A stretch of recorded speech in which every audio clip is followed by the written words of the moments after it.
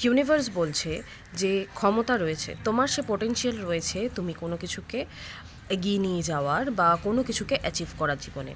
কিন্তু এখানে আরও একটা জিনিস ইউনিভার্স বলছে যে সময় কিন্তু এখনও ঠিকঠাক হয়নি। তোমাকে একটু অপেক্ষা করতে হবে এবং সেই অপেক্ষার সাথে সাথে তোমাকে একটু ধৈর্য রাখতে হবে, কারণ তোমার ম্যানিফেস্টেশন এখন উল্টো দিকে কাজ করছে। তোমার ক্ষমতা থাকা সত্ত্বেও কিন্তু তুমি এগোতে পারছো না। কোনো মানুষের একটা বিশাল বড় এভিলাই বা কোনো মানুষের একটা বিশাল বড় হিংসা বা কোনো মানুষের একটা খুব খারাপ দৃষ্টি তোমার উপরে রয়েছে, এবং তার জন্য কিন্তু তোমার সমস্ত কাজ সাকসেসফুল হওয়ার সামনে গিয়েও বাধা পাচ্ছে।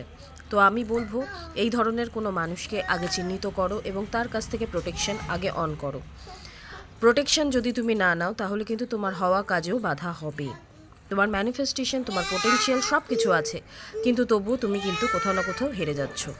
তো ইউনিভার্সের কাছ থেকে পজিটিভ এই শক্তিকে ক্লেম করবে। এটা হচ্ছে আজকের গাইডেন্স তোমার জন্য, যারা একটা ধাপ এগোচ্ছ এবং 10 ধাপ পিছিয়ে যাচ্ছ তাদের জন্য। ক্লেম করবে এবং একটু সময় লাগবে, ধৈর্য ধরবে, দেখবে তুমি সফল হবেই, কিন্তু এখন নয়, সময়টা এখনও আসেনি।